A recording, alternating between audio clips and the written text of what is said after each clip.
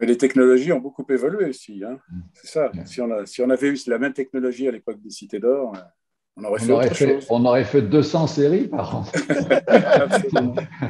On avait tellement d'idées de scénarios. Le nombre de fois où Bernard et moi, on disait, ah, j'ai une idée, tiens, on va faire ce truc-là. Les idées, on en avait tout le temps, des histoires à raconter. Je crois qu'on était des conteurs d'histoires avant tout.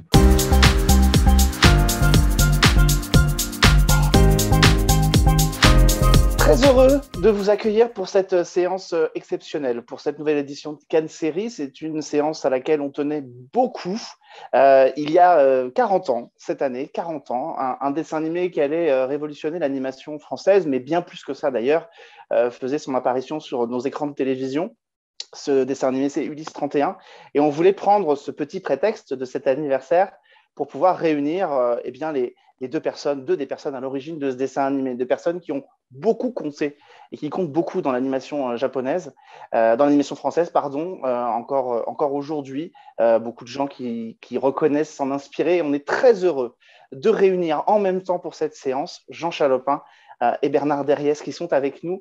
Bonjour, merci infiniment d'être avec nous pour cette séance exceptionnelle de Cannes Série. Bonjour. Bonjour. C'est un plaisir, je le disais, 40 ans après l'arrivée sur les écrans de Ulysse 31. Évidemment qu'on ne peut pas mesurer ce que va devenir un programme quand il arrive, mais est-ce que vous aviez la sensation, quand vous travailliez sur ce dessin animé, que vous faisiez quelque chose qui, quand même, pourrait changer quelque chose dans l'animation française? Oh, pas, non. Non, je ne sais pas ce qu'on Bernard en pense. Non, je pense qu'on non, je crois qu'on n'avait absolument pas conscience que ça allait être une étape importante dans l'animation, pas seulement française d'ailleurs, Ouais. un peu partout. Je veux dire, à l'époque, il faut remettre les choses dans le contexte. Il y avait Hanna-Barbera aux États-Unis et c'est tout. Il n'y avait rien. Mmh. Mmh. Non, ça a été une étape décisive dans l'animation dans le monde entier, je pense. Ça a eu une influence. Il y avait le Japon, bien sûr. Le Japon, il ne faut pas négliger le Japon qui avait une importance, qui n'était pas encore devenu international, qui était encore uniquement basé au Japon, mais il y avait quelques petites choses qui sortaient du Japon. Albator, je ne me rappelle plus Goldorak, exactement. Goldorak, Goldorak. Bien sûr, qui est arrivé juste avant. juste avant, Et, oui. euh, et donc, mais sur le plan de l'animation en Europe, en tout état de cause, on était vraiment les seuls et inconscients un petit peu de ce qu'on Oui, faisait. absolument. On dit souvent aux innocents les mains pleines. Un plein, C'était, exactement. on y allait gentiment, sans douter même quand même. On s'attendait pas à un succès tel qu'il a été, mais on y allait sûr de nous quand même, de faire des belles choses. Oui, je La crois volonté qu'on de faire. avait la passion de l'histoire, je crois, la passion de l'histoire. Vous avez dit deux des principaux, bien sûr, Bernard et moi avons été très, très intimement impliqués dans tout ça et passé des heures et des nuits, et des nuits et des jours et des semaines, des voyages, etc. Mais on n'était pas les seuls. Il y a plusieurs personnes qui étaient avec nous, bien sûr. Évidemment. L'animation, c'est un travail d'équipe. L'animation, l'écriture, c'est un travail d'équipe. Il y a quand j'entends des gens qui disent oh, j'ai tout créé et tout fait, c'est jamais vrai. On est toujours en travail d'équipe. Je ne sais pas ce que Bernard en pense, mais Si, si, tout à fait. c'est Bien l'équipe qui sûr. fait l'existence. Au dessin, moi, il y a, par exemple, j'ai eu Philippe Adamoff et je ne sais plus comment s'appelait le deuxième, mais vraiment, ils ont été importants dans la production. Parce qu'ils ont amené quand même leur monde à eux Un également. Fola aussi, un Fola. Là, oui, au départ, mais après, donc il y a eu des gens, puis des gens comme René qui sont venus, Ah oui, René Borg, bien sûr. René Borg, oui. Mhm. On va évidemment en parler parce qu'on va faire le prétexte de cet anniversaire, mais on va redérouler toute cette aventure qui est la vôtre, celle de ce studio mythique qui est la DIC. Mais avant même de parler de la DIC, je voudrais parler de l'Arche.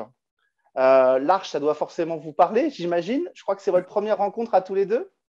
Oh, non, ce n'est pas notre première rencontre, mais c'est une Non? rencontre où on a travaillé ensemble pour la première fois d'une certaine façon. Mais non, notre première rencontre, ça date, c'est par un voisin à moi, j'étais tout jeune.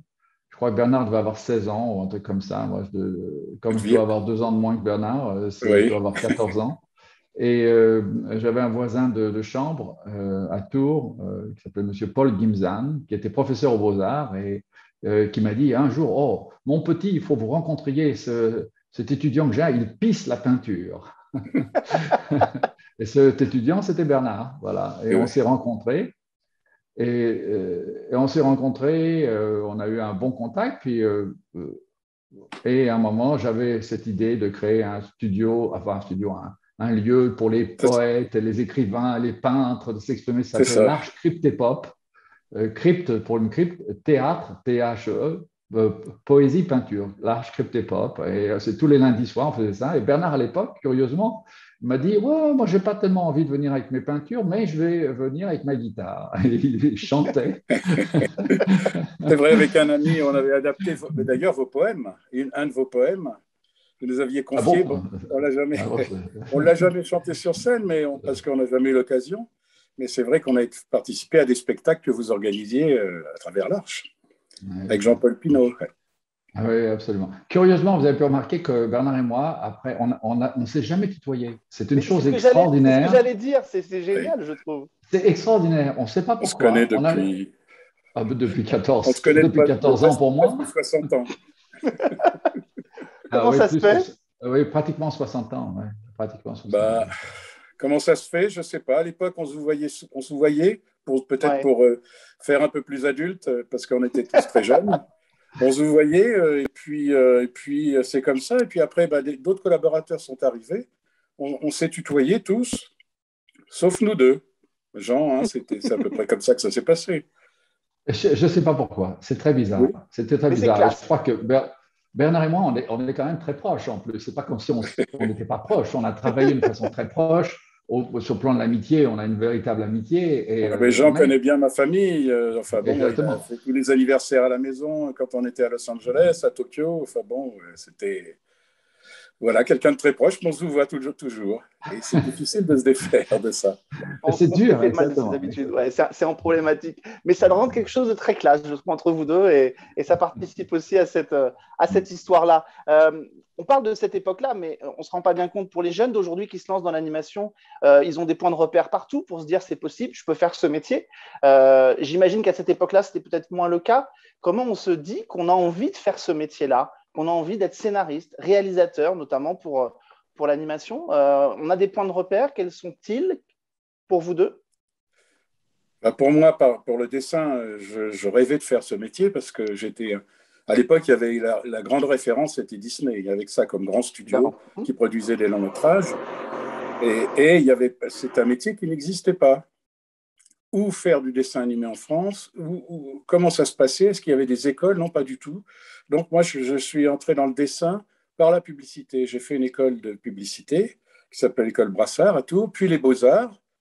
C'est là que j'ai connu Jean, donc. Et ensuite, petit à petit, j'ai eu des clients et c'est après que j'ai retrouvé Jean qui est devenu plus tard que l'anecdote que vous racontez tout à l'heure, on s'est retrouvé sur un travail où lui avait une agence de publicité et moi j'étais illustrateur. Et là, un jour, j'ai livré mon client et qui je vois en face de moi? Jean Chalopin. Donc je lui dis, vous savez, je suis à l'école Brassard, j'enseigne et mon rêve c'est de faire du dessin animé. Et lui il me dit, mais nous on fait des films publicitaires, on a besoin des clients qui seraient ouverts à ça. Est-ce que vous voulez qu'on fasse un studio de dessin animé, un studio? Et j'ai dû réfléchir à peu près 5 secondes et j'ai dit oui. Voilà. C'est comme ça que sont passées nos retrouvailles. Oui, ça c'est une chose assez marrante parce que j'avais acheté un petit film. Moi aussi, j'ai commencé par la publicité et je faisais des distributions de prospectus dans les boîtes aux lettres et ensuite j'ai commencé à vouloir produire ces prospectus. Puis un jour, j'ai trouvé l'occasion d'acheter un petit studio de films publicitaires qui s'appelle les films Pierre Dubio. Et j'ai acheté ce petit studio. J'avais 18 ans. Il faut quand même pas être dans le cadre. Une année se passe à peu près et ça marchait très bien. J'ai passé un accord avec un groupe qui s'appelait Circuit A, qui faisait partie de l'UGC. Et donc, j'avais plein de films publicitaires à faire dans la province. Personne ne s'intéressait aux petits films régionaux. Donc, on faisait ces films régionaux. Et un jour, j'ai un client qui, je crois que c'était à Alençon, c'est ça? C'est des opticiens d'Alençon, Oui, je ne sais oui, oui, jamais oui. exactement. C'était Qui uniquement des me disent un opticiens. jour, bah, nous, on veut faire un dessin animé. Et j'avais un principe à l'époque, ne jamais dire non. Vous savez faire des dessins animés? Oui, pas de problème. Je n'avais jamais aucune idée. Et comme j'avais rencontré Bernard justement avec ce client juste avant, j'appelle Bernard en disant Bernard, voilà, j'ai un client qui va faire un dessin animé. Et Bernard, pas de problème. Notre premier dessin animé, vous vous rappelez, ça s'est fait, on avait une chaise, et on avait acheté un bâton, un balai, un manche de balai, et accroché à ça la caméra.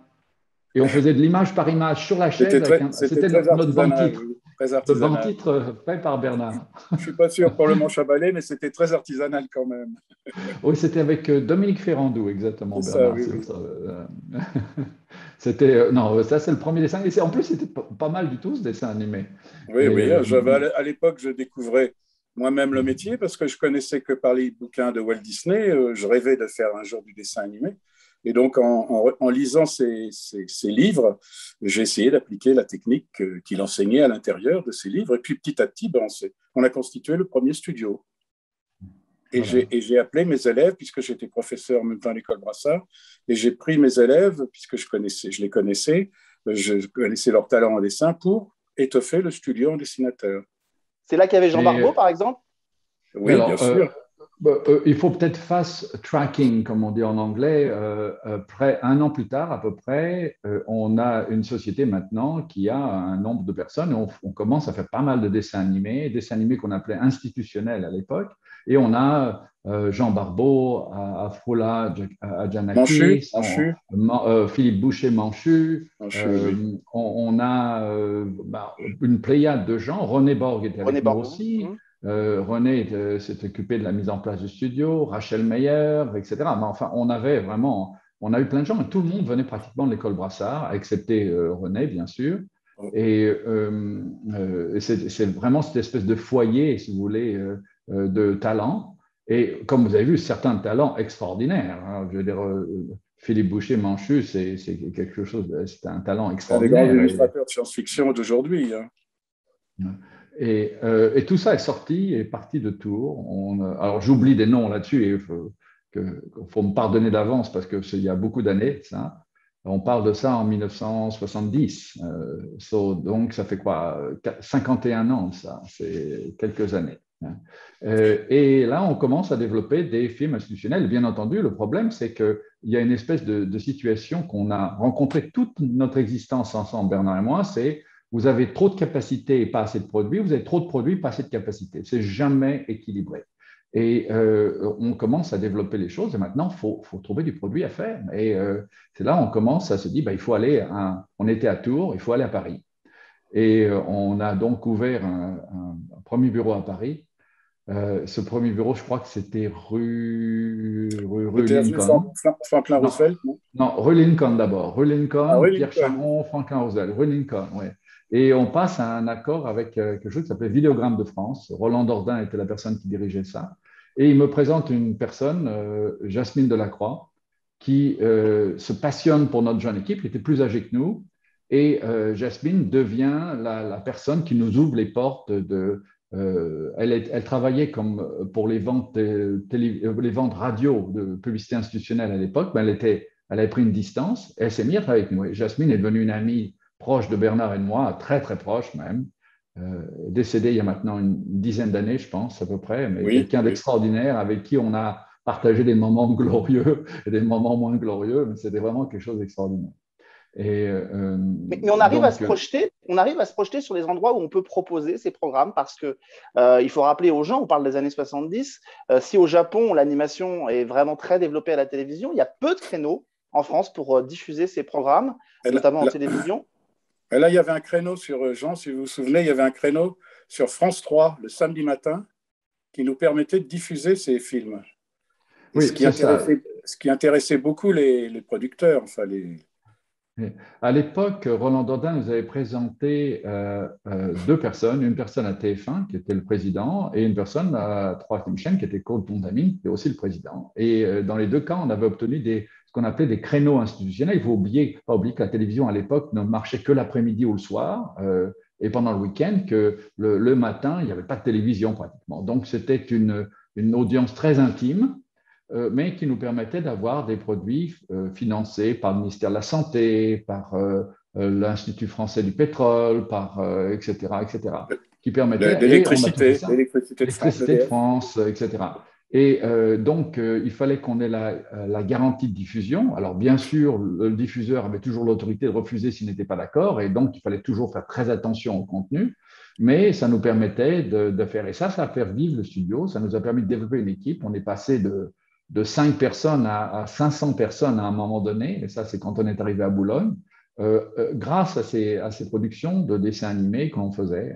Bernard peut en citer des tas. À l'époque, c'était tout signé par Bernard. Il n'y avait pas encore d'autres réalisateurs. Ah ben, si ma Oui. mémoire est bonne, c'était le seul. Mais Il dedans, on avait tout.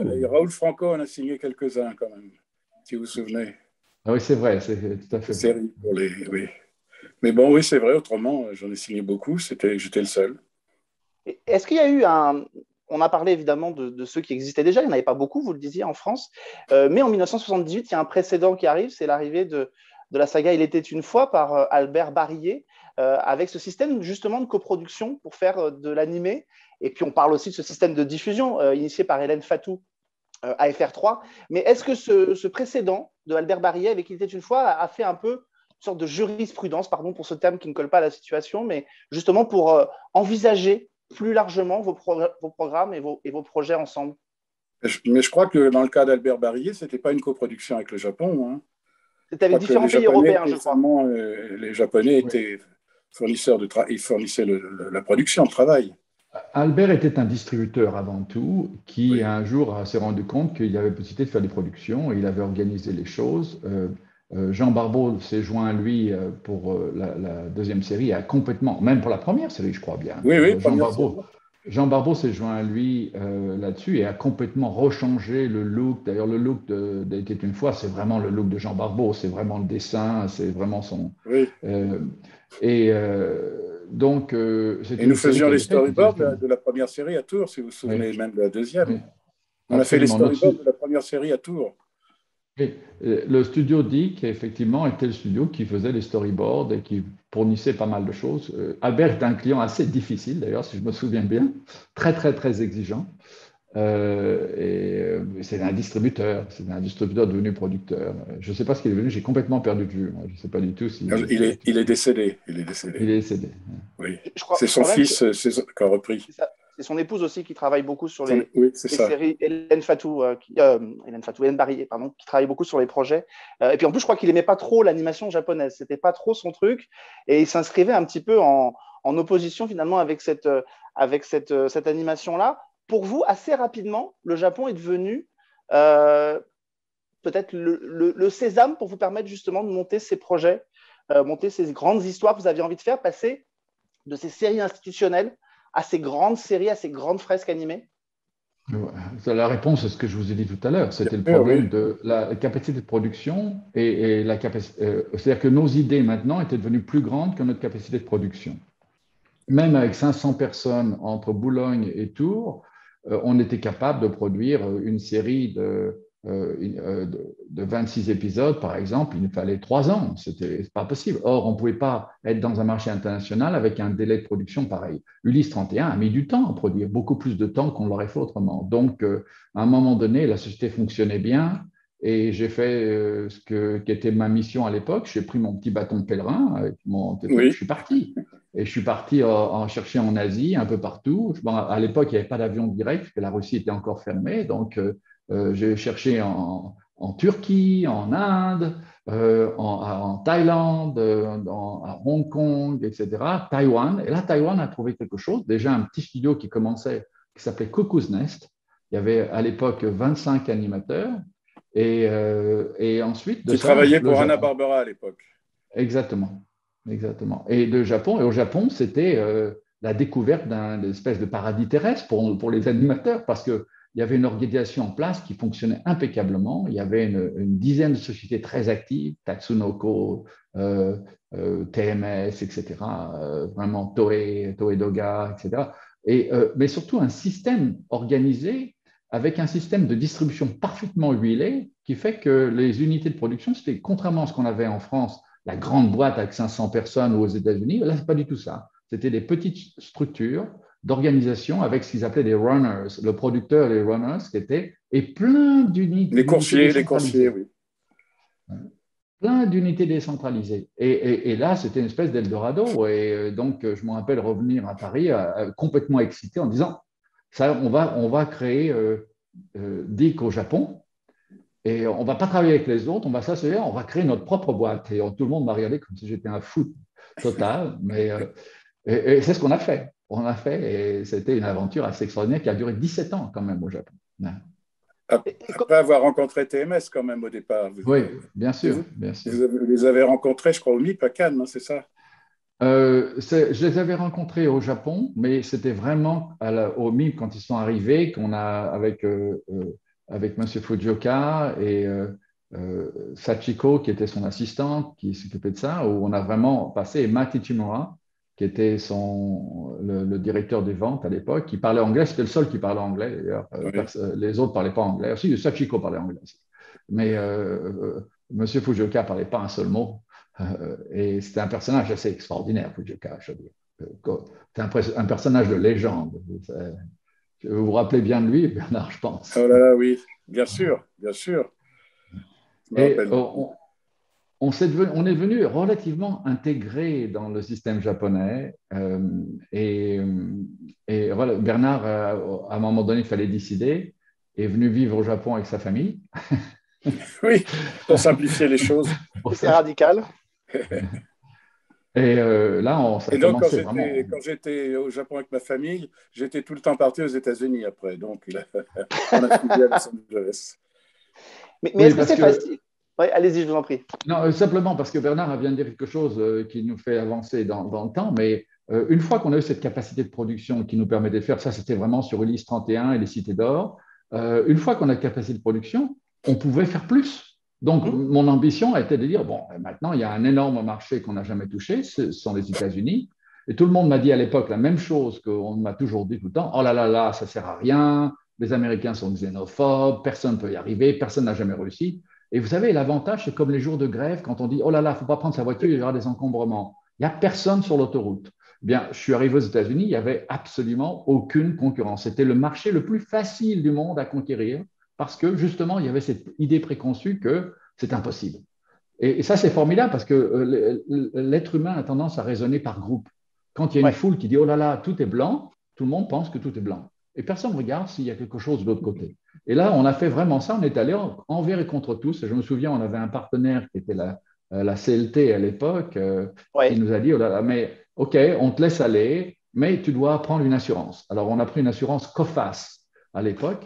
C'était la plus belle erreur qu'on ait pu faire parce qu'on a eu un tel succès tellement rapide que ça nous a coûté une fortune pendant, je ne sais plus combien, 6 ans ou 10 ans, parce que le principe de COFAS, c'est vous payez sur vos profits, etc. Et on a été, la première année, on a gagné. Enfin, bon, ça rassurait tout le monde. Ça rassurait tout le monde. Excusez-moi, Bernard, je vous ai interrompu. Oui, oui, non, pas de problème. Non, non, je vous suivais aussi, comme d'habitude. Mais est-ce que c'est simple, pour revenir un petit peu justement, à la fois d'ailleurs sur Ulysse 31 et les Cités d'Or, quand on doit travailler avec les Japonais qui n'ont peut-être pas la même façon de faire les dessins animés, en tout cas qui n'ont pas les mêmes attentes dans les chaînes, chez nous il y avait toujours ce mieux-disant culturel, il fallait toujours qu'il y ait un aspect un peu éducatif, qui n'était peut-être pas forcément le cas dans les dessins animés au Japon. Comment on fait pour arriver à faire un dessin animé qui satisfasse tout le monde, à la fois le public japonais et le public français, Bernard?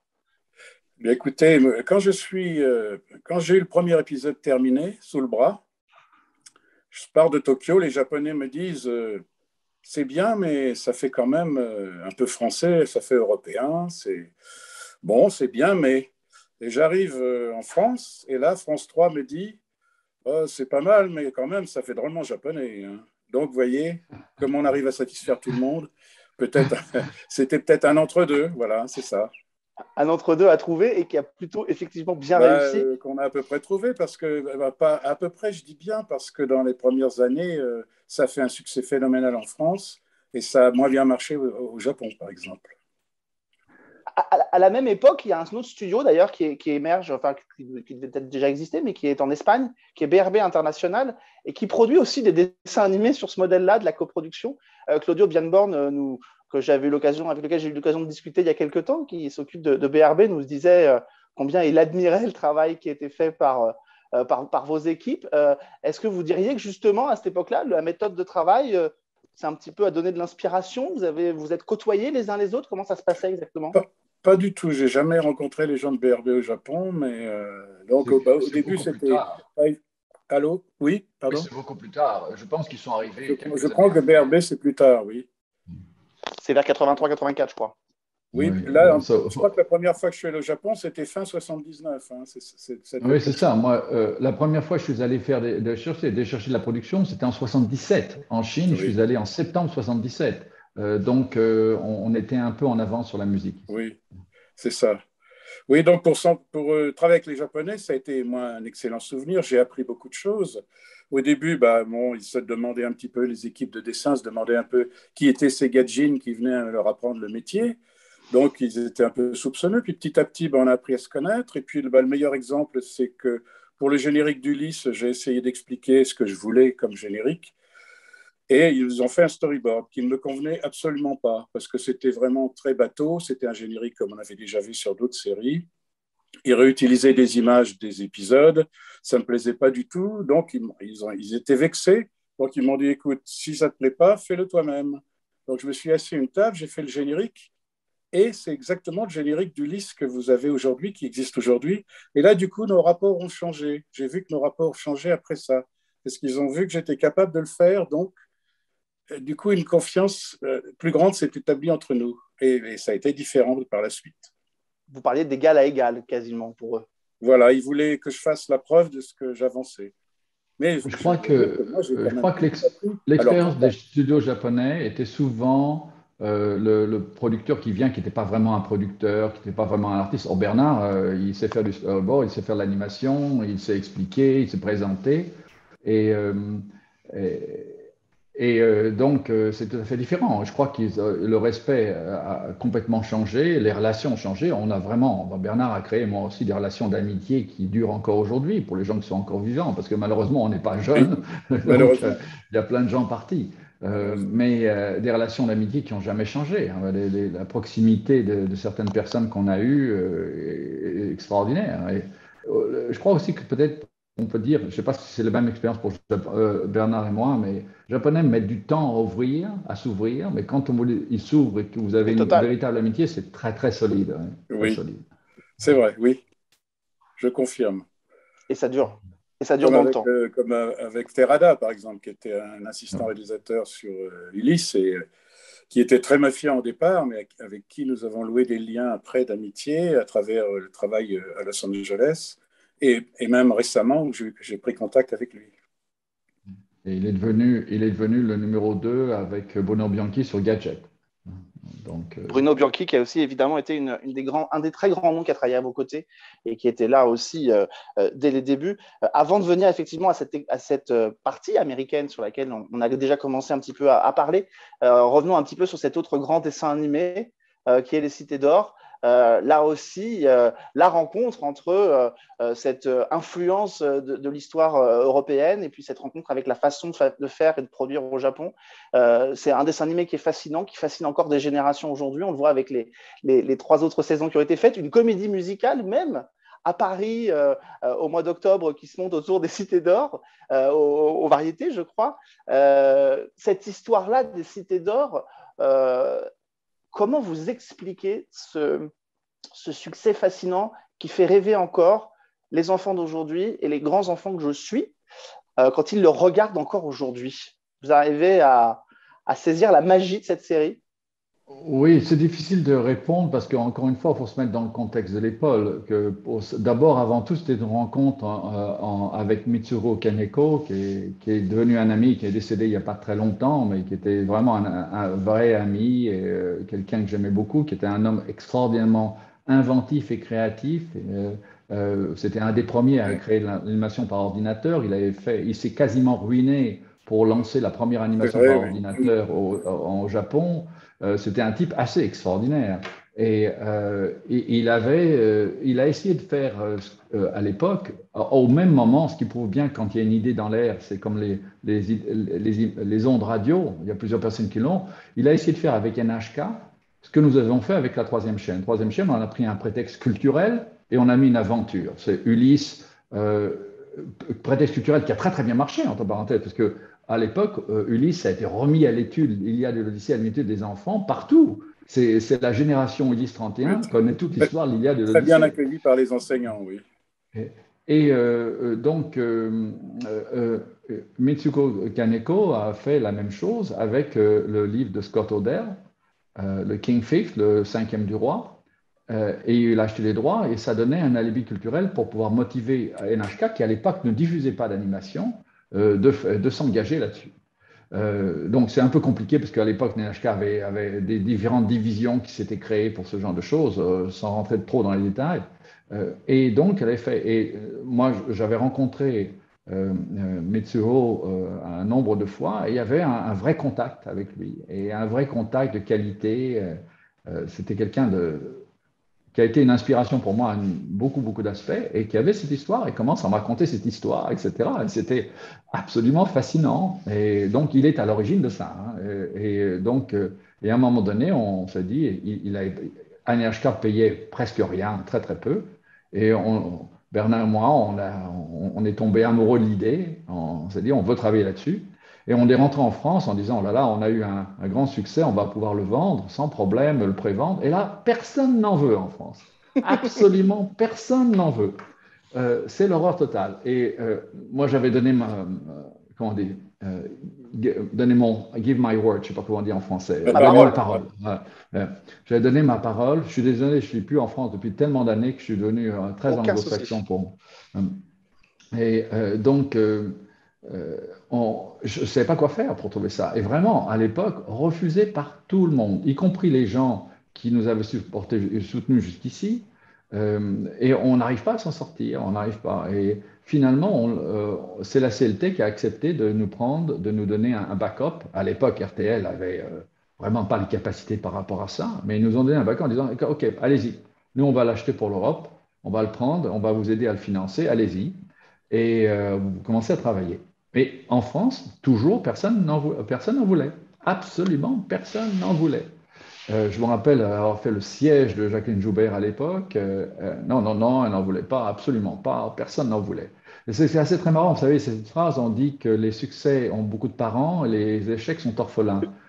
Aujourd'hui, personne ne se rappelle de ça. Mais je peux vous dire que Bernard et moi, on peut vous dire que c'est la vérité. Et c'est un paradoxe parce que je crois que Jacqueline Joubert, justement, les dessins animés japonais ne devaient être qu'en attendant que la France puisse produire des dessins animés. Et quand la France arrive avec des dessins animés, elle ne les prend pas, a priori, au départ. C'est ça le paradoxe de l'histoire. Oui, je ne peux pas me remettre dans le cadre de l'époque parce qu'il ne faut pas oublier qu'il ne faut pas accuser Jacqueline de ça. Je pense qu'il y avait un autre contexte dans son entourage, qui était le contexte de son président, de la presse, etc. Hostile aux dessins animés. Dessins animés japonais, hein.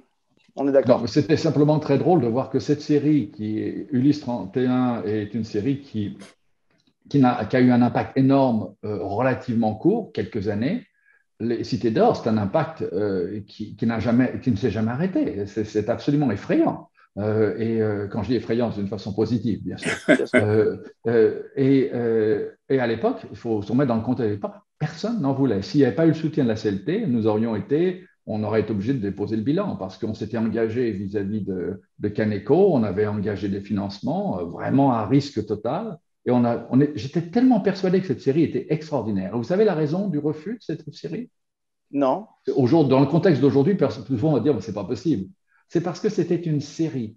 C'était un feuilleton. Ça se suivait. Exactement. Oui.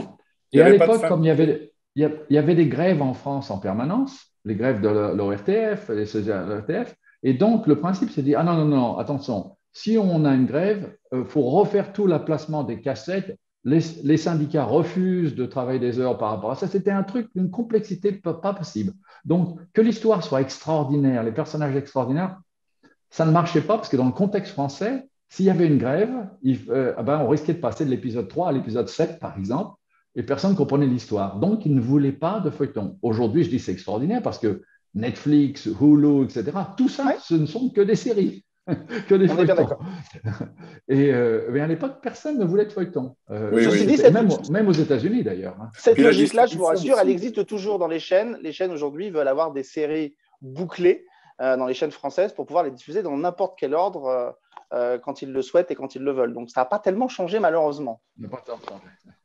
Bon, mais enfin, voilà l'histoire. Mais aventure extraordinaire, travail extraordinaire, où les équipes ont bénéficié déjà d'une expérience acquise et de relations avec le Japon. Donc, c'était un peu différent. Et dans ce cas-là, Bernard et moi, nous sommes impliqués sur le plan de l'écriture, ce qui était différent, parce que généralement, par exemple, sur Ulysse 31, la réalité des choses, Bernard était impliqué dans l'écriture aussi, parce que c'est très difficile de séparer la réalisation de l'écriture.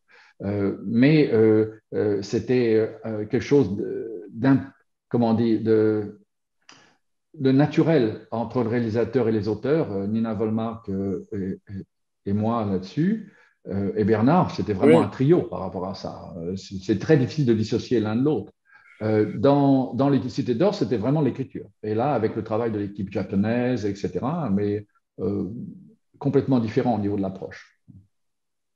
Et pour vous, Bernard, sur les Cités d'Or, est-ce que cette expérience acquise, vous me disiez tout à l'heure que à un moment donné, au début, c'était un petit peu compliqué de les convaincre, puis après, ils vous avaient complètement adopté. Mais je me souviens il me semble avoir lu que sur les Cités d'Or, par exemple, sur la musique, par exemple, il y a une musique au Japon, il y a une musique en France. Oui.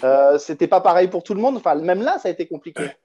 Bah pour nous, les Cités d'Or, ça restait quand même une grande série d'aventures avec tout ce que ça impliquait en Occident, c'est-à-dire ce qu'il y avait eu avant, Star Wars, les aventuriers de l'Arche perdue, la musique symphonique qui accompagne l'image, qui la souligne. Les Japonais, eux, c'était une musique un petit peu plus, comment dire, si vous avez vu la série, il y avait d'abord moins de musique et ensuite la musique moins orchestrée. Donc, c'est comme ça qu'ils voyaient. Donc, j'ai dit à Jean, écoutez, ça va pas du tout, on va pas pouvoir utiliser la musique japonaise. Donc, on est parti voir donc Haïm Saban et Shuki qui ont fait la musique du générique et la musique de la série par la même occasion. Donc, c'est pour ça que la bande-son, c'est vraiment une idée de concept très, très différente. Avant d'en venir à la musique, parce que je voudrais quand même qu'il y a un autre aspect quand même, je crois que sur les Cités d'Or, c'est présent, cette notion du télétexte par lequel on fait passer les dessins ou les choses qui évoluent. Est-ce que ça donne lieu à des complications dans la communication entre les deux pays ou pas du tout? Il y avait pas beaucoup de téléfax à l'époque. Hein. Ça existait. C'était téléfax, on pouvait communiquer quelques dessins. Ça existait, mais c'était très réduit. En France, c'était très réduit. Sur Ulysse, on envoyait quelques modèles comme ça pour aller plus vite. Le premier, Bernard, vous vous rappelez, la première machine fax qu'on a amenée, je l'ai amenée du Japon, elle était toute en japonais, à Los Angeles. Et celle à Paris, on l'a amenée probablement 5-6 mois plus tard. Oui. Et c'était la première, c'était une machine. Ça aussi, c'était une découverte extraordinaire, comme quoi la technologie peut changer. Avant ça, Bernard, vous étiez entre les deux, donc vous avez vu ça. Avant ça, on envoyait toutes les semaines un gars de Los Angeles à Tokyo avec une valise pleine comment dire, de dessins, de dessins clés, etc. Et toutes les semaines, on avait un gars qui allait à Tokyo. Et ça pouvait être moi, ça pouvait être Bernard, ça dépendait qui, parce qu'on faisait ces allers-retours. On profitait, oui, des voyages des uns et des autres pour faire ça. Et un jour, j'arrive avec cette énorme machine. D'ailleurs, c'était extraordinaire parce que les douaniers américains ne savaient pas ce que c'était. Donc, ils m'ont laissé passer avec ma grosse machine et j'ai rien payé. Et on arrive avec cette machine énorme écrite en japonais. On avait des petits stickers pour traduire ce que ça voulait dire du japonais. Et ça envoyait une page toutes les 7 minutes. Mais une page toutes les 7 minutes, donc on a mis 3 gars qui faisaient les 3-8, si vous voulez, 24 heures, 7 jours sur 7, à envoyer des choses qui étaient ta ta ta ta ta ta ta ta ta ta ta ta ta ta. Et c'était déjà un progrès énorme, mais d'un seul coup, on s'aperçoit que l'autre côté, il n'y a pas de stabilité, donc il y avait une déformation de l'image. Donc on envoyait des choses et il y avait des déformations. Il y avait Bernard, quand même un peu gondolé. Bernard a inventé quelque chose, c'était de faire des croix qui repérait les éléments sur le dessin, qui permettait de se recadrer là-bas à nouveau. Et voilà, ça c'est l'origine des choses avec les fax. Là, on était vraiment les premiers dans tout Los Angeles à voir ça. Il n'y a personne d'autre qui l'avait. Et avant ça, on utilisait ce qu'on appelait le telex, mais ça qui existait depuis la dernière guerre. Alors ça, c'était uniquement pour communiquer du texte. Hein. Oui. Non, quand on voit les moyens qu'on a aujourd'hui, Internet et tout ça, ça fait effectivement rêver. Enfin bon, on a fait quand même les séries. De la contrainte naissent souvent les grandes opportunités, on le voit encore aujourd'hui. On va passer à un autre aspect avec vous. 1978, il y a un disque qui sort en France, qui s'appelle Goldorak, chanté par un petit garçon qui s'appelle Noam. Et c'est un grand carton, au point que, assez rapidement, on a conscience que la musique, les génériques peuvent être un aspect important pour notamment le financement des dessins animés, pour rentrer dans le jeu. Et je voudrais, cher Bernard, vous lire un petit mot. Bernard fait partie des gens que je préfère au monde. On avait un lien très fort dès notre première rencontre. Il était dans le créatif, on s'est vraiment compris. J'ai passé des moments formidables à travailler avec lui. Et c'est Chouki Lévy qui me le disait il y a quelques jours en discutant avec lui. Chouki Lévy qui a eu effectivement indissociable avec Raïm Saban des productions de la DIC. Est-ce que vous pouvez nous parler un petit peu de cette relation entre vous deux? C'est une relation d'amitié simple, de travail et d'amitié. Donc, comme toutes les relations simples, il n'y avait pas c'était pas non plus spectaculaire. C'est-à-dire, on avait l'habitude de se rencontrer, de se comprendre à demi-mot. Moi, avant chaque série, j'établissais une liste. Alors, une liste assez exhaustive de ce que je voulais pour le montage.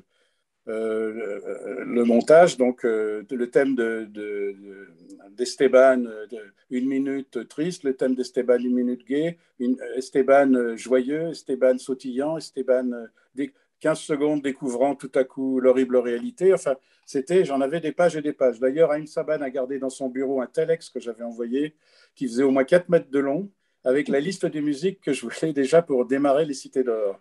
Et il le montrait à tout le monde en disant « Regardez ce qu'il me demande, regardez ce qu'il me demande ». Et donc, petit à petit, on se passait un petit coup de fil en disant « Voilà, tu vois, tu pourrais faire un thème dans le genre de ça ». Et c'était quelqu'un qui réagissait tout de suite très bien, très vite. Voilà, c'est comme tous les amis, on n'a pas besoin de parler beaucoup, on se comprend à demi-mot et on sait que ça va être bien de toute façon et que la personne, là vraiment, Chouki, c'était la personne qui me comprenait. Je lui donnais des références pour les Cités d'Or, par exemple, je lui citais des musiques, il les écoutait et vraiment, ce qui ressortait, c'était pas une copie, bien sûr, puisque c'était personnalisé, mais c'était exactement ce que je souhaitais comme couleur. Et ça a été pour moi effectivement un ami cher. Avec la fabrication donc de quelque chose qui, j'imagine aussi à l'époque, n'était pas très courant, en tout cas chez nous, évidemment en France, c'est les thèmes. Des thèmes pour les personnages, une grande bande originale qui est très riche. Des thèmes pour les ambiances, des thèmes pour les lieux, même des thèmes le Grand Condor avait un thème, les Mayas avaient un thème, voilà, les Olmecs avaient leur thème à eux, donc décliné dans toutes sortes de moods différents. Et donc, c'était pour eux des kilomètres et des heures de musique, alors mixer avec la batterie, sans la batterie. Après, on rentre dans le détail, faire quelque chose de plus soft, de plus dur, de plus rapide, de plus lent. Vraiment, oui, les thèmes, ça a été un grand début. C'est pour ça que je faisais ces listes avec ces thèmes, les thèmes de chacun et les thèmes de chaque lieu. Et alors, pour celles et ceux qui nous regardent, amusez-vous de temps en temps, parce que Chouki Lévy, avant d'être le grand compositeur qu'on connaît, a aussi été chanteur avec Aviva. Et c'est amusant parce que quand on écoute certains thèmes de Chouki et Aviva, on retrouve certains thèmes des Cités d'Or. Je pense à une chanson qui s'appelait « Je t'aime un peu trop » et qu'on retrouve, on a presque l'impression d'entendre le générique des mystérieuses Cités d'Or. C'est la couleur, c'est la couleur. C'est la couleur, et c'est exactement ça. Il me disait qu'effectivement, il s'en était un petit peu inspiré. Mais plus largement, cette notion des génériques qui a été très présente et qui marque vos œuvres à tous les deux, les œuvres de la DIC, les génériques ont une importance considérable. Je pense à Lionel Leroy qui nous a quittés il n'y a pas très longtemps, Yves Martin, je pense à Jacques Cardona, je pense à Nick Carr même pour certains dessins animés comme Mask ou comme Jace. Est-ce que vous aviez tous les deux perçu l'importance que pouvaient revêtir ces génériques, notamment dans la vente et donc dans le financement de vos œuvres? Oui, bien sûr, mais d'abord, je crois que on n'a jamais positionné, en tout cas, je peux parler que pour Bernard et moi, et je crois qu'on se connaît suffisamment bien pour pouvoir dire ça pour nous deux. L'argent n'a jamais été une motivation. Si Bernard fait un telex de 4 mètres de long pour des détails, il pourrait simplifier la vie en étant beaucoup plus rapide et faire les choses. Non, parce qu'il y a un souci de perfection qu'on avait. On était très impliqués dans notre créativité, dans le sujet. On y croyait. Cette espèce de passion artistique, si vous voulez. Je pense que le DIC était d'abord et avant tout un studio d'artistes. Et un peu comme Pixar plus tard, c'est la même chose, c'était d'abord et avant tout un studio d'artistes. Et bien entendu, le fait de pouvoir faire un accord avec Raïm Saban et pour les disques et d'avoir une avance là-dessus nous aidait sur le financement parce que franchement, il n'y a pas une seule production qu'on a eue qui a été facile sur le plan financement. Ça a été toujours difficile, toujours compliqué et il faut toujours s'en occuper. Mais ça n'a jamais été, l'argent n'a jamais été une préoccupation principale de pratiquement aucune des personnes qu'on a eues à l'époque avec nous. C'était vraiment, on avait une espèce de passion, une espèce de fièvre créative. C'est très, très différent. Alors, bien sûr, c'était une contribution. Bien sûr, on a compris l'importance. Ça n'a pas duré longtemps, entre parenthèses. Hein. C'est vraiment une période de 5-6 ans où vous avez des génériques où tout ce qu'on sortait par rapport à ça marchait très bien. Sur Ulysse 31, on a fait un petit disque, un 45 tours. Ça signifie plus rien pour les gens aujourd'hui, mais un 45 tours pour Nono, qui avait, je crois, 4 chansons, dont une des chansons qui s'appelait Moi, je mange des clous. Oui. Et on est obligé de le retirer de l'avant parce que les gosses mangeaient les clous. Et donc, non, il y avait un impact absolument considérable de ce que faisait là-dessus. Mais encore une fois, je pense que c'est jamais été « Oh, ça va rapporter de l'argent, donc on va le faire ». On va le faire parce qu'on en a besoin, qu'artistiquement, c'est parti ça. Et moi, je trouve que le succès financier, c'est toujours le résultat d'une passion, le résultat de quelque chose. Alors, ça peut être d'autres cas, mais en ce qui nous concerne, je pense qu'on aurait pu être beaucoup plus riche. Le studio à Los Angeles était très représentatif pour ça, parce qu'on n'arrivait pas au début à trouver des dessinateurs américains. Ils étaient tous formés à la vieille école. Et on voulait une main nouvelle, avec, disons, franco-japonaise, entre guillemets. Et donc, on faisait venir des gens de toute l'Europe. On a fait venir à un moment. Il y avait des gens qui venaient de partout pour travailler. Donc, il y avait cette espèce d'effervescence au début dans le studio américain qui était une sorte de tour de Babel artistique. Et les gens se souciaient en premier de faire des choses bien, de faire des choses bien pour le spectateur, pour nos enfants, parce qu'à l'époque, il n'y avait pas de sondage. Donc, les seuls retours qu'on avait, c'était nos enfants au départ et les enfants des amis. Voilà, c'est donc, on avait le souci, tout le monde avait le souci de faire des choses pour le bien du film. Est-ce que ça a été, dans la partie américaine, on en parle souvent parce qu'il y avait, à cette époque-là, il y avait un producteur qui existait, qui travaillait beaucoup, qui était Lou Scheimer, qui avait travaillé, qui tenait une société qui s'appelait Filmation. Et avec les Maîtres de l'Univers, il a initié un mode de diffusion, notamment avec la syndication, avec des programmes à faire en quotidien. Je crois que ça a été le modèle qui a été utilisé pour Gadget, c'est-à-dire avec un très grand nombre d'épisodes à produire. Jean-Charles Lopin, est-ce que ça, c'est compliqué quand on passe dans une espèce de phase qui est une phase d'industrialisation extrêmement forte de ces programmes et de ces dessins animés? Ça revient sur la discussion de la capacité. On avait une capacité extraordinairement élastique au Japon, puisque le système japonais est un système de centralisation de la décision, de l'origine, de la direction, etc., de la réalisation artistique et de la production, et une distribution totale des studios. À l'époque, on avait des studios dans Tokyo, à Osaka, etc. Et c'était partout. Il y avait des studios quelquefois de 5 personnes, des studios de 20 personnes, de 50 personnes, complètement distribués autour. Et c'était tellement bien organisé que ça nous permettait de grossir la capacité de production. Donc, ce qui était très particulier à l'époque, c'était de pouvoir marier la créativité française, qui était complètement différente quand on est arrivé à Los Angeles, la capacité de production et la créativité japonaise, qui s'est mariée avec ce qu'on faisait, un style d'animation qui était avec des mouvements de caméra complètement différents. Il faut remettre l'animation. Si vous regardez par exemple les pierres à feu, la caméra ne bouge pas. L'animation se fait devant la caméra. La caméra ne bouge pas. Dans le système japonais, il y a peu de dessins. Ça se fait par 3 ou par 4, mais vous avez une caméra qui bouge tout le temps. Le style DIC, ce qu'on a amené à l'époque aux États-Unis, c'était le mélange d'une créativité européenne culturelle beaucoup plus forte, avec des références culturelles beaucoup plus fortes sur le plan de l'histoire, un style d'animation qui empruntait à la fois un style d'animation des Américains, plus classique, c'est-à-dire plutôt vers les Disney, et des mouvements de caméra à la japonaise. Donc, on avait d'animation et un style d'animation complètement différent des autres par rapport à ça. Alors, je ne vous ai pas répondu pour revenir maintenant sur la production. Notre capacité de production permettait de répondre à ça. Donc, Gadget a suivi le système de syndication, qui était effectivement une diffusion de 65 épisodes. Donc, et on diffuse du lundi au vendredi. pendant 13 semaines, et vous recommencez la fois suivante. Pourquoi? Parce que jusqu'ici aux États-Unis, il y avait ce qu'on appelait le Saturday morning, samedi matin, et où on diffusait un épisode par semaine, 13 épisodes, et on renouvelait la diffusion de ces épisodes 4 fois. Donc, c'est le même principe, sauf que chez Journalier. C'est effectivement He-Man qui a commencé, les Maîtres de l'Univers qui ont commencé avec Lou Scheimer. Lou Scheimer qu'on connaissait bien d'ailleurs, qu'on voyait souvent, qui était un personnage très haut en couleur et très intéressant. J'ai des tas d'histoires à raconter là-dessus, mais ce ne sera pas le lieu. Et effectivement, donc, ça a créé quelque chose d'autre. C'était financé par Mattel.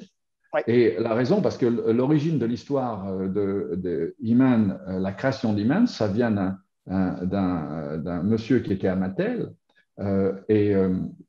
Dont la grand-mère l'appelait toujours He-Man. Donc, c'est venu comme ça, et c'est lui qui a créé ça.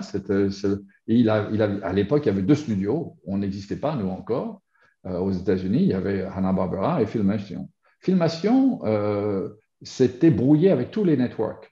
Donc, Lou étant un personnage très haut en couleur et qui n'avait pas sa langue dans sa poche, il s'était fâché avec tous les networks. Donc, il n'avait qu'une seule avenue pour lui, c'était la syndication. Le principe de la syndication, c'était que Mattel garantissait la publicité dans le cadre du film, dans les coupures publicitaires du film. Et ça permettait de le placer en syndication, c'est-à-dire les stations indépendantes, si vous voulez, affiliées. Télévision locale.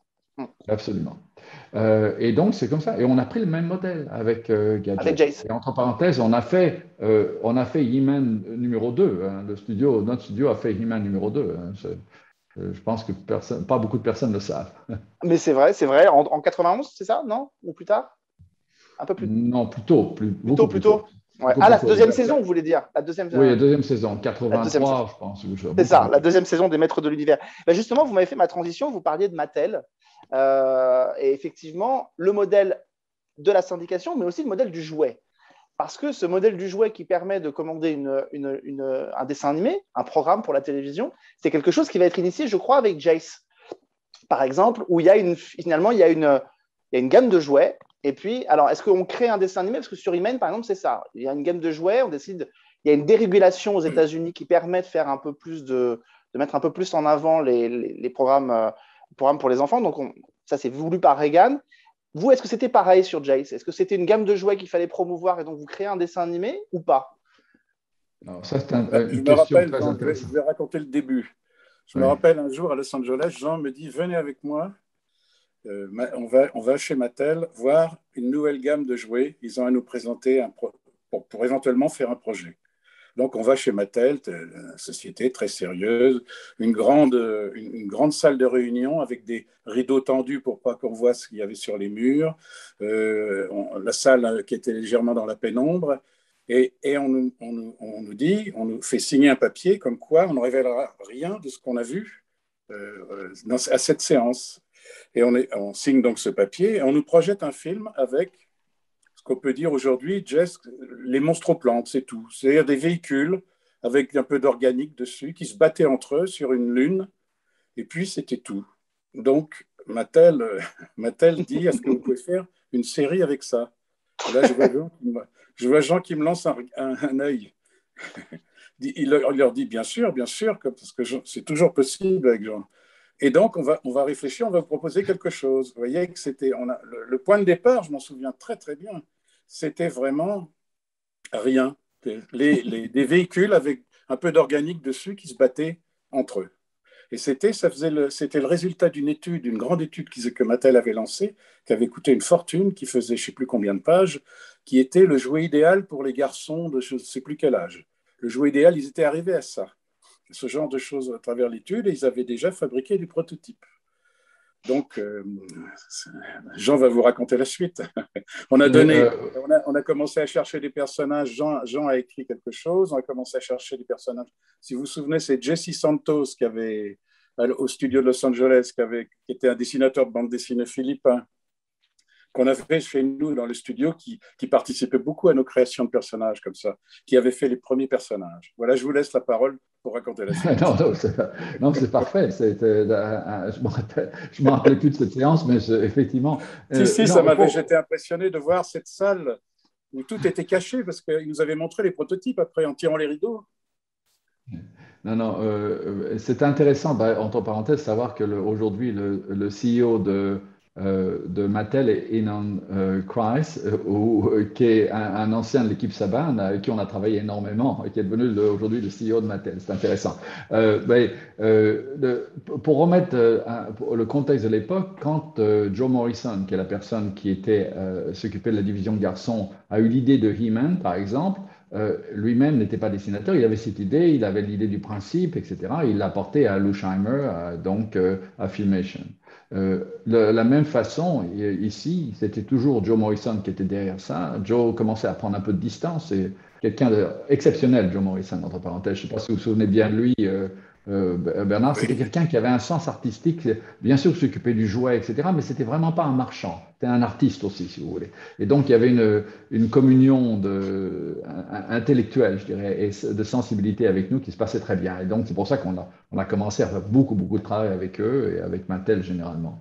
Mais là, c'était quelque chose d'intéressant parce qu'on avait appris quelque chose au Japon quand on était au Japon. Au Japon, le sponsor travaille étroitement. Quand Bandai travaillait dans le jouet, il travaille étroitement avec le producteur, si bien qu'il y a une symbiose qui se fait entre l'artiste, le producteur et le jouet. Et c'est pour ça que les séries japonaises, le jouet marchait tellement bien parce que en fait, il y avait j'ai utilisé le mot symbiose, mais c'est vraiment ça, c'est une symbiose artistique. On a trouvé ça sur Mask beaucoup. Au Mask, on travaillait avec les équipes de Kenner dans le studio. Les gens étaient avec nous dans le studio. Donc là, avec Jess, on trouve une plateforme où on travaille avec Mattel d'une façon plus symbiotique. Pas autant qu'avec Mask. Avec Mask, vous vous rappelez, Bernard, c'était très symbiotique. Vraiment, oui. On avait des gens de Mask avec nous, de Kenner avec nous, c'était tout à fait différent. Mais c'est une façon de travailler différente. Et on était préparé à ça, puisqu'on avait eu l'expérience de ça au Japon. Et on avait commencé sur Ulysse 31. Comment il s'appelait? Murakami, c'est ça? Je crois me rappeler. Oui, comment s'appelait le dessinateur Murakami qui était là. Et on avait travaillé sur le Japon, mais Ulysse 31 n'était pas un programme sur les. C'était un programme qui s'est retrouvé sur NHK. Donc, n'avait pas l'aspect publicitaire des autres. Mais quand même, on a appris comment Bandai travaillait. Enfin, Bandai, oui, nous avait demandé de créer des jouets pour eux. Ce qui nous avait un peu choqué au début parce que c'était on était un peu les gardiens du temps. Qu'est-ce que c'est que ces marchands qui viennent piétiner nos plates-bandes? Et ils étaient tellement habitués à travailler, ces Japonais, avec le respect, en disant mais donnez-nous vos créations, on fera quelque chose avec, qu'on a vraiment, on a fait ça pour leur faire plaisir et finalement ça a donné les jouets que vous avez vus. Oui, et ils avaient pris quand même pas mal de risques, Bandai. Ils avaient fait des jouets en die-cast extraordinaires, etc. Mais pour revenir, donc on est arrivé préparé. C'est-à-dire que si bien quand Mattel nous a parlé de ça, on avait une expérience déjà qu'on avait acquise au Japon. Et ça nous a permis de faire les choses. Et d'ailleurs, ça a continué comme ça. Ça a continué. Alors, on a toujours essayé d'imaginer du merchandising, du jouet, etc. Il y a des cas de succès extraordinaires, puis il y a des cas d'échecs extraordinaires. Gadget n'a jamais marché en merchandising, par exemple. Et là, c'est d'autant plus drôle que je me souviens, rue Sainte-Croix-la-Bretonnerie, qui était notre dernier bureau à Paris, oui. Où on était avec Andy Hayward là-dessus, qui voulait avoir quelque chose qui était un jouet pour les enfants, un jouet comédie. Le jouet comédie, c'est très, très difficile à vendre, en fait. C'était, comme vous savez, le jouet comédie, ça marche soit tendre pour les petits-enfants, soit action. Le jouet comédie marche assez mal.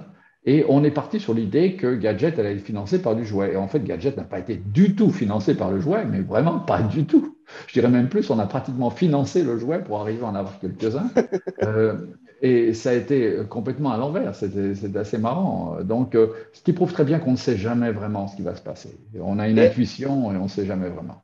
Et est-ce que ça veut dire que, par exemple, on sait qu'à Filmation, quand ils ont développé She-Ra, qui est donc l'alter ego féminin de Musclor, la franchise ne se vend pas bien et donc le dessin animé s'arrête. Pendant très longtemps, on a entendu que c'était le cas aussi pour Jace, que comme les jouets ne se vendaient pas assez bien, du coup, vous avez été contraint d'arrêter.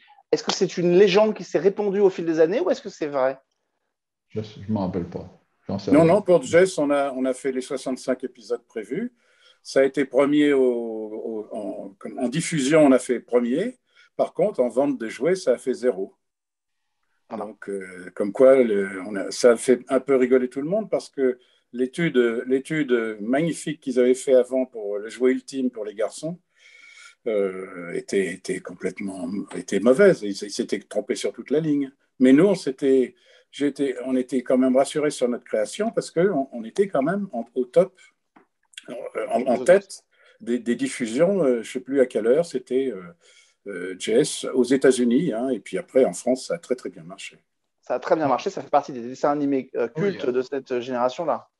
En Oui, France, en Italie, en Espagne, toute l'Europe, ça a très très bien marché. mais même aux États-Unis, Jean, ce qui est même aux surprenant, États-Unis, absolument. la diffusion a très bien marché, mais la vente des jouets a complètement foiré. C'est difficile parfois à expliquer ce qui permet de vendre ou pas un jouet. D'ailleurs, sur les cités d'or, il y a très peu de merchandising aussi, très peu de choses qui ont été faites. Donc, Oui, c'était là pas où prévu au départ, c'était pas prévu du tout.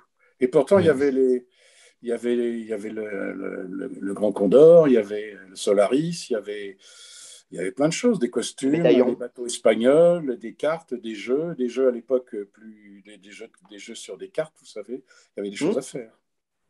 Il faut le Avant mettre de. Ouais, allez-y, je vous en prie, Jean. dans le contexte de l'époque. À l'époque, quand on travaillait avec Mitsuru Kaneko pour les Cités d'Or, NHK était considéré non publicitaire. C'était la chaîne sans publicité. Donc, il n'y avait pas de considération jouet. Le jouet allait être, si la série a beaucoup de succès, ben, il y aura un jouet peut-être, mais il n'y a vraiment pas ça en amont.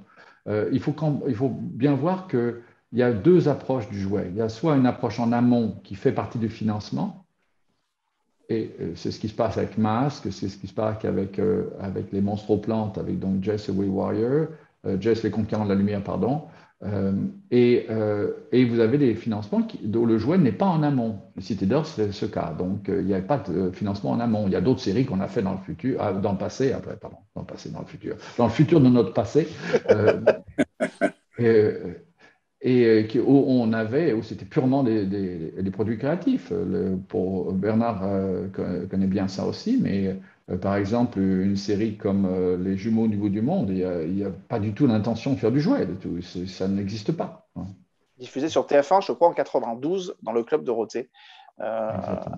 Ouais, Oui. qui a été un des dessins animés effectivement de l'ère AB Productions. D'ailleurs, avant de passer de se diriger tranquillement vers la conclusion, le jeu Où est Charlie, j'ai envie de dire où est Jean Chalopin, parce que on repère Jean Chalopin dans quelques-uns des dessins animés que vous avez faits. Il y a un petit peu de Jean Chalopin dans Audric. On a, il me semble, un petit peu physiquement, même dans Ulysse, quelque Dans part un Ulysse, petit hein, peu. oui, oui, beaucoup le disent, beaucoup le disent. Beaucoup le Parce que disent. À l'époque, j'avais la raie au milieu et les cheveux longs. oui, oui, tout à fait, Et tout à la fait. barbe plus longue, parce que j'étais très jeune, donc c'était pour me donner l'air plus vieux. J'avais fait pousser un barbe. En tout cas, si ce Ouais, n'était pas volontaire pour les oui, je crois que dessinateurs, il y avait je l'inconscient. leur cassais tellement les pieds avec tous ces trucs qu'à mon avis, il y avait une influence. Et puis, je crois que le texte d'intro, Jean Chalopin de Jay, c'est vous. Oui, je crois que c'est moi. Oui. Je crois que Oui, c'est oui, moi tout qui. à fait. Ouais. Va, On avait Jace, peur. conquérant de demain, recherche ton Mais je crois père. qu'on a eu un acteur qui Qui- n'arrivait pas à délivrer son texte comme on C'est l'avait ça, écrit ou un truc c'est comme ça. Je ne me ça. rappelle plus de la circonstance. C'est pas quelque chose que je faisais naturellement, mais Si, si, c'est. j'étais là, j'étais là. Donc, Haïm a dit, ben, pourquoi tu ne le fais pas, toi, Jean? Je suis sûr que tu saurais bien le faire parce que vous essayez de le dire à l'acteur, mais il faudrait faire ça comme ça.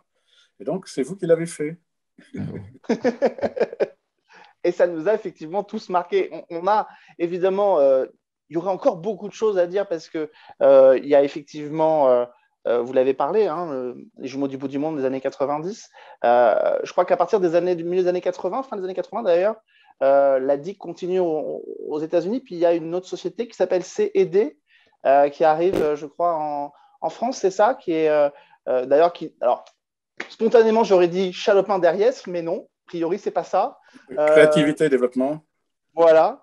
Cette société, voilà, c'est l'après. C'est la deuxième étape de l'aventure DIC, enfin troisième étape de l'aventure DIC. C'est comme ça qu'on peut la voir. C'est un peu plus compliqué que ça. DIC était devenu une société complètement internationale. On avait des studios donc, au Japon, KK DIC.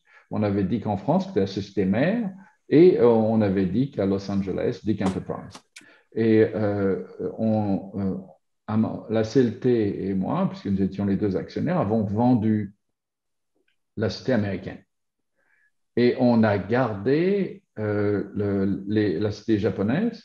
En fait, on a donné le choix aux Japonais d'aller avec les Américains ou venir avec nous. Ils n'ont pas voulu avec les Américains, ils ont voulu venir avec nous. Donc, je pense que Bernard se rappelle ça très, très bien, ce qui était un sacrifice pour eux parce que c'était beaucoup plus solide pour eux d'aller avec les Américains. Il y avait une production quand même beaucoup plus importante.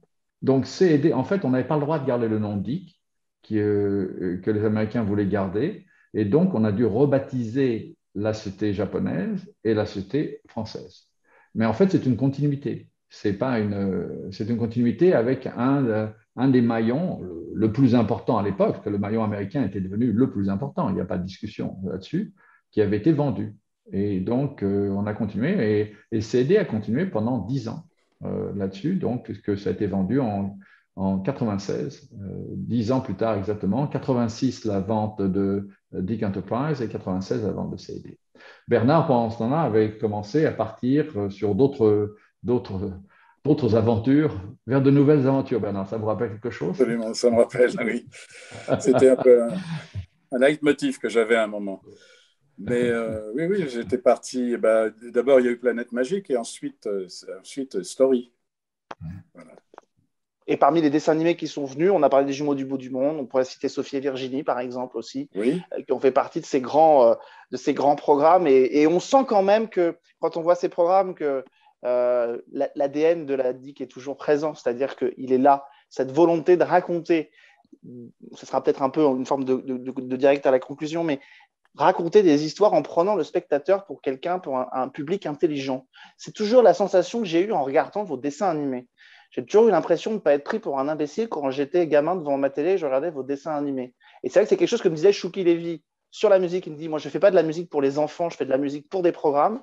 Et j'ai eu la sensation que c'était pareil pour vous. Est-ce que vous partagez ce point de vue-là? Oui, c'est vrai. On travaillait pas. Moi, je travaillais pour tous, pour la famille, on va dire, pour donner une définition un peu plus large. Moi, je faisais des films pour d'abord la musique, le montage, l'ambition de l'image, une mise en scène plus dramatique, plus qui corresponde à quelque chose pas d'enfantin. Surtout pas faire quelque chose d'enfantin. Et vous avez d'ailleurs aujourd'hui, parce que c'est tout à fait important de dire ça, à l'époque, il y avait les dessins animés pour les enfants et il y avait les choses pour les adultes. Aujourd'hui, tout est mêlé. Regardez Game of Thrones, par exemple, ou toutes les séries qui se passent aujourd'hui, il y a toujours un mélange des deux. Or, je crois qu'à l'époque, nous, on écrivait presque pour nous, quelque part. Oui. C'était vraiment des histoires qu'on aimait. Moi, je rêvais de ces histoires. Les Cités d'Or, on était complètement dans le monde d'Esteban et ces personnages. C'est pour ça qu'il y a des fois des choses tellement intuitives. Quand la nouvelle série a été produite, je me rappelle avoir une réunion avec le producteur et avec les écrivains. Je n'ai pas écrit du tout la deuxième série ni la troisième série. Et Bernard était impliqué pour assurer la coordination artistique. Et j'ai essayé d'expliquer, les Cités d'Or, c'est sur le point de vue des enfants. C'est écrit du point de vue des enfants. Ce sont les enfants qui voient ce monde de guerre, etc., du point de vue des enfants. C'est très, très difficile de se mettre dans cet âge parce qu'un adulte raisonne toujours en adulte. Et là, c'était important. On était des enfants. Bernard et moi étions des enfants. Étions Esteban. Je n'allais pas dire étions Zia, c'est un peu difficile. Mais enfin, je veux dire, on était des enfants. On était dans la position. À aucun moment, on est devenu Mendoza. Aucun moment. C'était toujours du point de vue des enfants. Je ne sais pas comment vous expliquer ça. C'est quelque chose. Donc, je crois que c'est vraiment ce qui changeait tout pour nous. Je me suis jamais posé la question de savoir si c'était pour des enfants. On faisait des histoires qui nous rendaient heureux nous-mêmes à raconter. Oui. Mais ce qui est fascinant, c'est que vous étiez du côté des enfants sans produire des dessins animés qui étaient enfantins. Et je trouve que c'est ça, cette magie aussi qui est la vôtre. C'est que on pourrait très bien, et aujourd'hui on le voit, beaucoup de dessins animés tendent un petit peu vers ça. C'est la nouvelle façon de faire de l'animation, où on a quelque chose… Il y a des catégories aujourd'hui. Il y a des catégories, il y a des tranches d'âge. Donc, on fait ce qui correspond aux tranches d'âge ou ce qu'on pense qui correspond aux tranches d'âge. Mais quand je vois que les petits frères veulent regarder ce que regarde le grand frère et toujours derrière, c'est quand même bien plus intéressant que les dessins animés qui leur sont destinés. Enfin bon, voilà, je pense que voilà, on infantilise un peu trop quelquefois la production. Y compris même dans les dessins où les enfants, les personnages d'enfants sont souvent attribués font facilement des grimaces, des choses comme ça, qui les renvoient effectivement à ce côté enfant qu'ils sont, ce qu'on n'avait jamais l'impression d'avoir quand on voyait Esteban ou Télémaque même dans Ulysse 31. Mais il faut aussi se rendre compte qu'à l'époque, quand on travaillait avec Hélène Fatou, par exemple, on avait quelqu'un qui était vraiment une personne cultivée, intelligente, sensible, qui comprenait ce qu'on faisait. Et on avait un dialogue intelligent.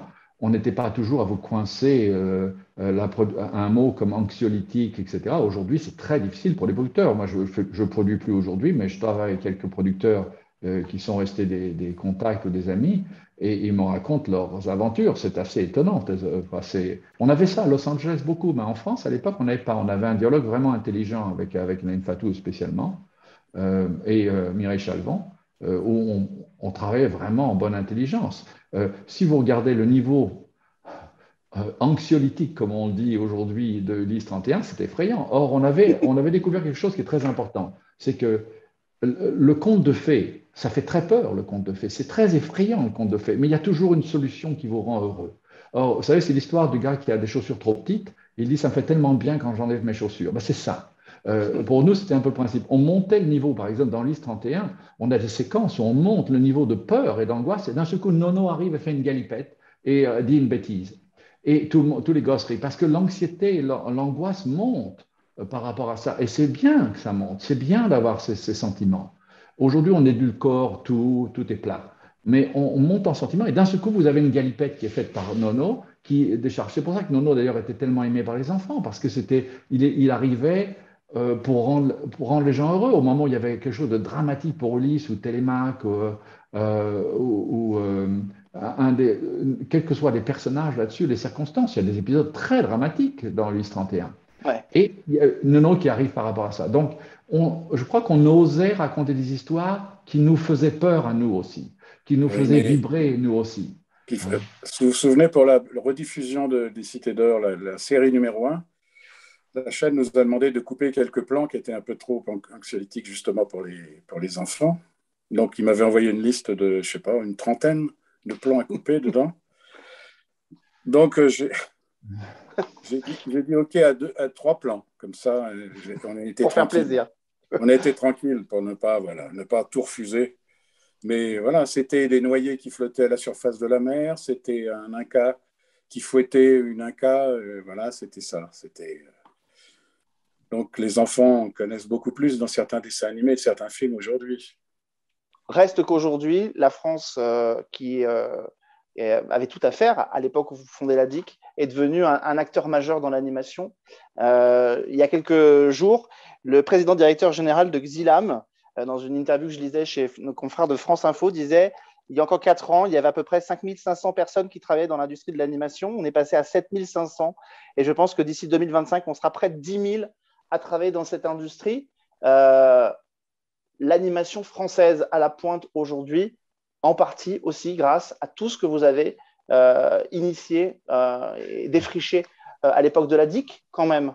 Moi, quand j'ai eu l'occasion de discuter avec des écoles d'animation il y a quelques temps et ils me disaient, mais oui, Jean Chalopin, Bernard Derriès, l'époque de la DIC, c'est des choses qui nous ont influencés alors qu'a priori, ils ne sont pas de cette génération-là. Vous avez eu un rôle important. Mais les technologies ont beaucoup évolué aussi. Hein. C'est ça. Si on avait eu la même technologie à l'époque des Cités d'Or, on aurait fait autre chose. On aurait fait 200 séries par an. on avait tellement d'idées de scénarios. Le nombre de fois où Bernard et moi, on disait « j'ai une idée, on va faire ce truc-là ». Les idées, on en avait tout le temps, des histoires à raconter. Je crois qu'on était des conteurs d'histoires avant tout. Et c'était cette alliance de l'image et du son, la musique donc, et du texte qui donnait cette histoire, qui donnait cette couleur. Bernard a utilisé cette expression de couleur. Je parlais de l'expression qu'avait dit Paul Gimzan à son propos en disant qu'il pisse la couleur, mais Bernard est quelqu'un qui a la couleur, qui donne de la couleur, qui donne de la forme, qui donne de la substance. Et c'était vraiment un mariage extraordinaire entre nous. Ça nous a permis de voir. Et il y a quelque chose, Bernard est le personnage le plus obstiné du monde. Quand il a une idée, il lâche pas. Et vous savez, il y avait un dessin animé qui s'appelait Bernard et Bianca. Il a peut-être eu En Bernard, français. oui. Et on me disait, oh, Bianca dit, mais vous ne connaissez pas Bernard, il ne renonce jamais. Ben, ça, c'est Bernard.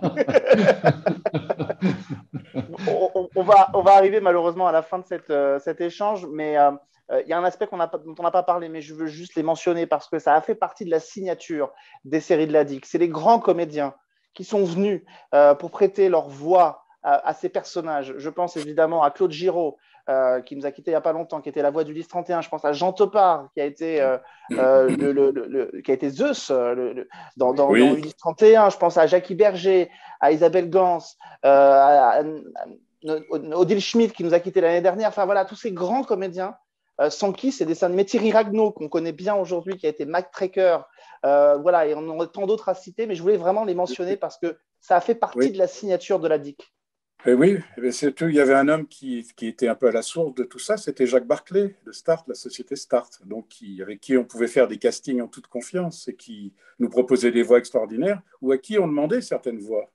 J'avais demandé pour Ulysse Jean Topard parce que je le connaissais à travers les séries dramatiques de la télé de l'époque, les Cathares, tous ces trucs anciens, tous ces vieux trucs en noir et blanc. Moi, c'était un acteur que j'aimais beaucoup, donc je l'avais demandé et Jacques Barclay l'avait obtenu. C'était quelqu'un de très facile à travailler, très gentil. Si ça vous plaît pas, je peux refaire tout de suite. Vous inquiétez. Enfin bon, c'était vraiment un délice de travailler. Ça, c'était la société Start, Jacques Barclay. À l'époque, il y avait un directeur de production chez nous qui s'appelait Max Aldinger Max et qui Alvager, qui était dirigeait très tout ça. important chez nous. Max a été très proche de Jacques. Et, Max a vraiment, Max a commencé à travailler avec nous 75, quelque chose comme ça, je pense, ou 74, 75, Oui, très oui. tôt. Il était On dans était les à Tours, oui, on était encore rue productions. Chalmel. Oui, c'était notre premier directeur de production et on a travaillé ensemble sans arrêt, quoi. C'est pareil. On devrait avoir Max avec nous, hein. Oui. Ça, c'est un début, parce que Max était une personne qui a été fondamentale pour nous aussi, hein. En guise de conclusion, ça nous intéresserait quand même un petit peu de prolonger cette aventure qui est la vôtre aujourd'hui. Vous n'êtes pas forcément tous les deux restés dans l'aventure de l'animation et de la production. Est-ce que vous pouvez nous dire en quelques mots justement comment s'est déroulée la suite de votre carrière, cette suite notamment pour vous, Jean Chalopin, puisque finalement, la DIC, la production, ça ne représente qu'une petite partie de votre carrière professionnelle. Bernard et moi avons été victimes d'un trauma commun qui s'appelait la Planète planète magique. magique. Peut-être probablement le plus beau projet qu'on ait fait ensemble. C'était vraiment Oui, c'est un vrai. enfant commun et qui a échoué pour Pas du des tout. raisons Pas du multiples, tout mais par pas pour des manque raisons, d'intérêt. Pas du tout par pas de manque manque d'intérêt. d'intérêt, ni d'aspect créatif, ni de concept, qui a échoué pour des tas de raisons. On peut en débattre pendant des heures, donc je ne vais pas rentrer dedans. Mais je pense qu'on a été, et après ça, on est parti un peu chacun de notre côté. Euh, je pense que ça n'a pas affecté notre amitié, mais qu'il y avait une blessure.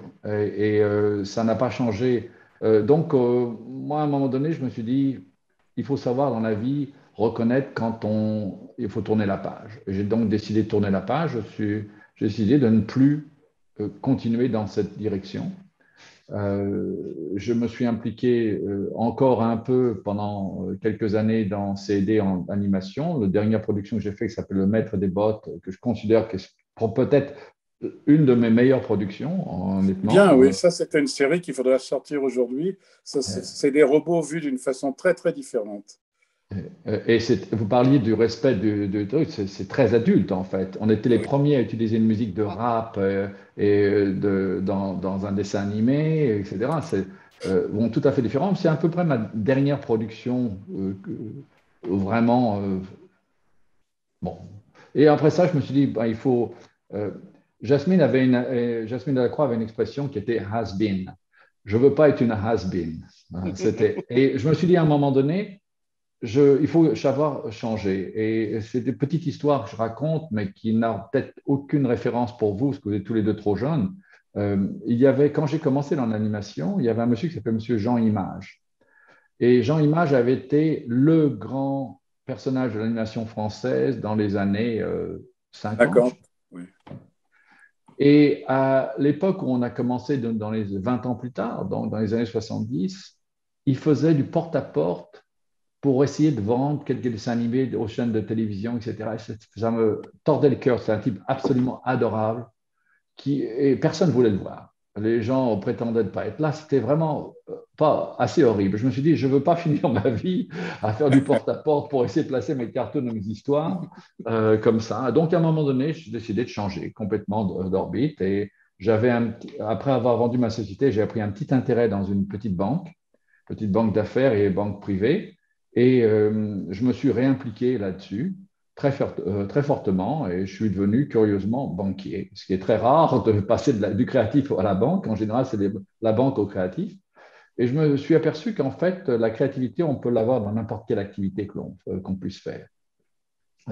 Et donc, aujourd'hui, je suis donc l'actionnaire principal et l'animateur principal d'un groupe financier et d'assurance qui a bien grossi. C'est un groupe qui est international aujourd'hui, qui a 2 banques, qui a des sociétés d'assurance, un certain nombre de choses, et où on se focalise. Le personnage que j'ai derrière moi ici s'appelle Jenny. C'est un personnage qu'on a créé, qui est un lien, qui est un peu un chatbot, si vous voulez, mais tout à fait particulier. J'ai essayé de réintégrer dans le domaine bancaire et financier et assurance le plus de créativité possible. Voilà. Donc, je reviens à mes amours. Moi, j'ai continué en travaillant pour Jean au début dans les dernières productions qu'il a faites. Et puis, j'ai continué un peu pour différents producteurs et j'ai racheté une école de dessin. Donc, à Tours, j'étais ancien élève de l'école Brassard, ancien professeur de l'école Brassard. Et du coup, j'ai racheté une école de dessin, 7 écoles de dessin. Donc, on a fait prospérer. J'ai racheté une école et je l'ai revendue à mon associé. Il y avait 3 écoles. Donc, maintenant, c'est une école qui a 13 succursales en France. Et puis, je me suis lancé, moi, dans la bande dessinée. C'était un projet que j'avais depuis longtemps aux éditions Delcourt. Donc, j'ai signé un contrat pour livrer 150 pages en début 2024. Voilà.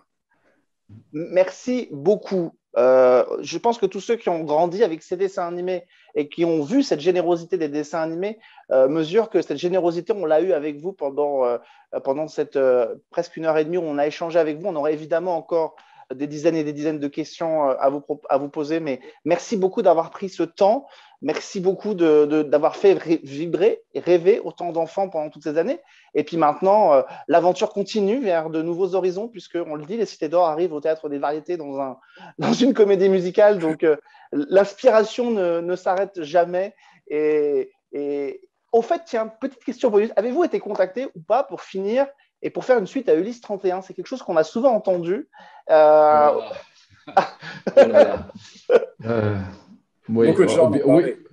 Oui, on est contacté en permanence par des gens qui ont des projets de films, de séries, de nouvelles séries, de séries live, etc., de tas de choses. C'est très compliqué à cause des droits et c'est vraiment pas dans mon domaine. On a plusieurs personnes, entre Bernard et moi, qui s'occupent de ça, pardon. Mais c'est compliqué. Et il y a beaucoup de projets actuellement en latence qui sont soumis à des décisions plus ou moins légales. Bon. Il y a des stades différents, oui. Oui. On vous remercie vraiment d'avoir pris ce temps. Merci beaucoup, Jean Chalopin, aussi d'avoir répondu présent. Et surtout, c'était un vrai bonheur, je pense, parler aussi au nom des équipes du Festival de Cannes Série, des gens qui nous regardent. C'est un vrai bonheur de vous avoir ensemble, en même temps, pour parler de cette grande aventure qui a été celle de la DIC et de ces dessins animés qui, évidemment, nous ont beaucoup marqués. Merci beaucoup à tous, en tout cas, qui nous avaient suivis pendant cette grande rencontre. Et on espère que vous aurez qu'une envie, c'est vous précipiter, découvrir ces dessins animés que peut-être pour certains, vous ne connaissez pas, mais qui sont aujourd'hui accessibles un petit peu partout sous des formes de DVD dans des belles collections. Merci en tout cas de nous avoir suivis. Merci Jean Chalopin, merci Bernard Derriès d'avoir été avec nous. Au revoir, merci.